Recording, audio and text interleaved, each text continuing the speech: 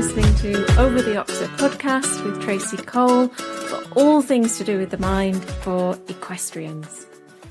I want to talk today about the importance of winding down.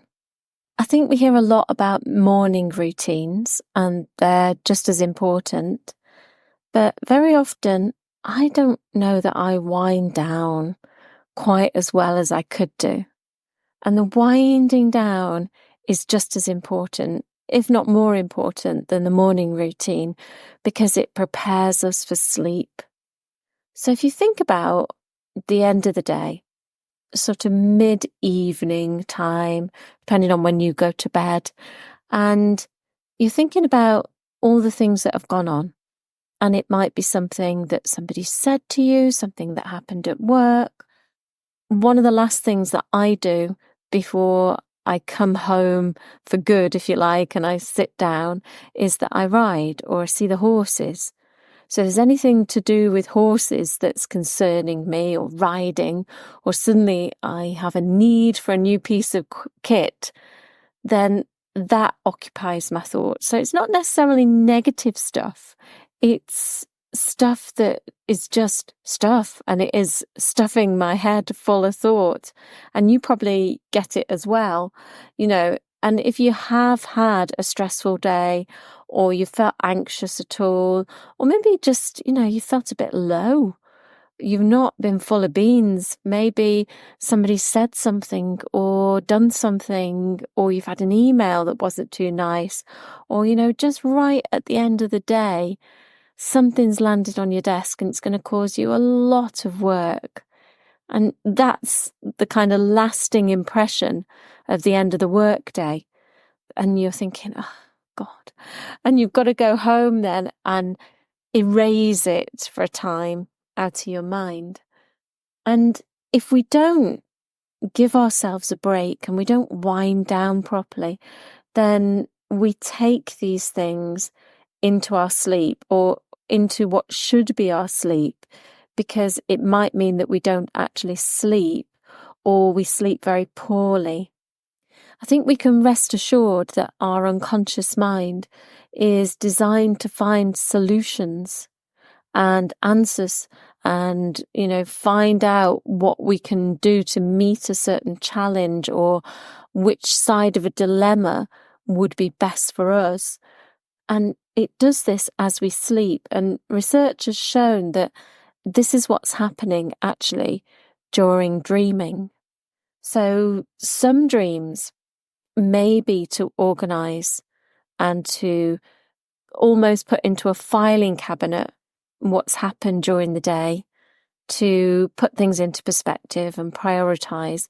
But an immense amount of dreaming is also about how to solve the puzzles that are presented to us each day. And those solutions, or that kind of working out of a solution, comes to us as a dream.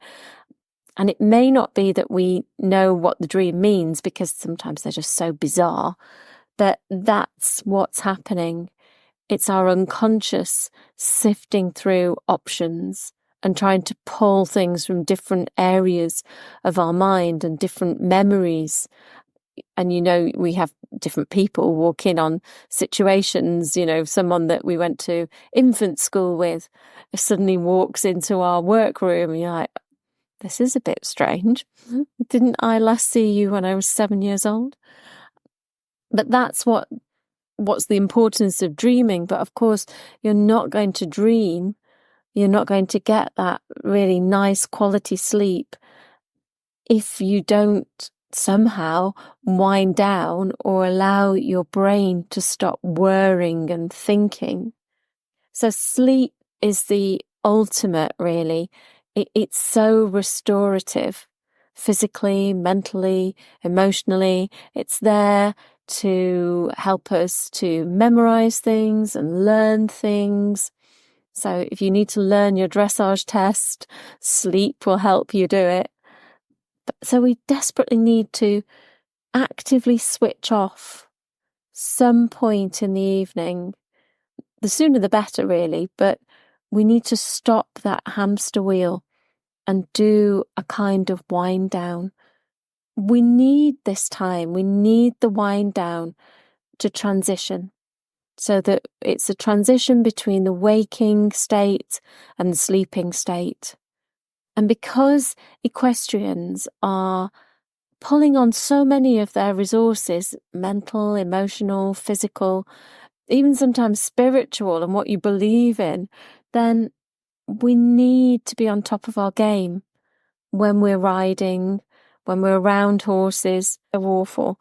Or the frustrations of not being able to ride, or the frustration of not being able to compete. So we really do bombard ourselves with all kinds of challenges in the equestrian world. And if you haven't been able to sleep, these things become so annoying, so irritating, and they can fester, obviously, or they can change a mind to think differently. So what are we going to do in this wind down? And it's very personal, and it should be something that we enjoy. It doesn't need to be that we're up and at it, or that it's another chore, it's another thing on the to-do list. It's the opposite. It's almost the letting go of the day. So it might be that you give yourself a specific time to stop thinking about that problem or challenge. Even if that problem or challenge is quite a nice one, it's a goal, if you like. It doesn't really matter. We give ourselves a certain amount of time, maybe, or a specific time. So by 8 p.m, I'll have stopped thinking about that. And you might want to say to yourself, okay, I don't think a time would work for me because my evenings are very different every day, but it might be good for me to have a specific amount of time. So for instance, you could say to yourself, okay, I'm going to give myself a certain number of minutes to think about it. And it depends what your challenge is, 15 or 20 or 30 minutes. And you start a stopwatch. And then in that time period, you do your internet research, you write a journal, you do some thinking, you do some planning and plotting. Maybe you need to send an email. And when the time's up, the time's up. And it's almost like you are putting a do not disturb sign up. And some email systems allow you to do that, don't they? You can put this kind of metaphorical do not disturb up, but maybe you need it written on a post-it and you put it on your phone, put the post-it on your phone or something like that. And it really is do not disturb. This is my time. Another thing that you can do is to get what's gone on with you out of your head. Put it so, I'm not saying that you forget it or anything like that, but that you are able to give it perspective by having a chat with somebody else. It might be the person that you live with, or it might be a phone call, and you ask that other person, how has their day been? And you listen actively, and you listen to how their day's been. And sometimes that can make you think, oh, wow, well, my day hasn't actually been that bad. And it also sets your mind off in a very disassociated way, in that you think of ways around their problem, or you think of a way that, you could just help to soothe those worries that somebody else might have. And it because it's not your personal problem, it feels as though you're a little bit stepped back from it. Another thing that's really nice for this wind down time is to read. If you can read a book, that would be great, just so you're avoiding all the blue light from a screen. But reading has been found to be really, really beneficial. In 2007, there was an organisation called the National Endowment for the Arts, and they published a study called To Read or Not to Read. And the authors found that reading, just for about 6 minutes in the evening, reduces stress by 68%. That's huge, isn't it? 6 minutes reading a book and your stress levels drop by 68%. I find that quite phenomenal. And it's another reason that I need to keep going with my reading. But your wind down might contain something else. It might look very, very different. So it might be that you listen to music, whatever kind of music you want to listen to. It doesn't have to be soothing, calming music, but it could be. It might be that you have a shower or a bath and you just kind of treat yourself a little bit. Maybe it's that you'll do a little bit of stretching, maybe yoga or Pilates or something like that, but maybe nothing too strenuous. Maybe you like to meditate, and meditation is obviously hugely beneficial for the mind. And if you're interested in this, do watch out for a chat that I had with Maria Jeffers. And that's coming up soon in a podcast episode. And she talks about these kind of micro bursts of meditation and how beneficial that can be. So you don't need to meditate on, a purple stone for 3 hours. She's talking a couple of minutes. So do listen out for that, because that's another way to bring about that wind down. I suppose your activity of choice in this winding down time might depend on whether you're mentally tired or physically tired or a bit of both. And so it might be that you change things around a little bit.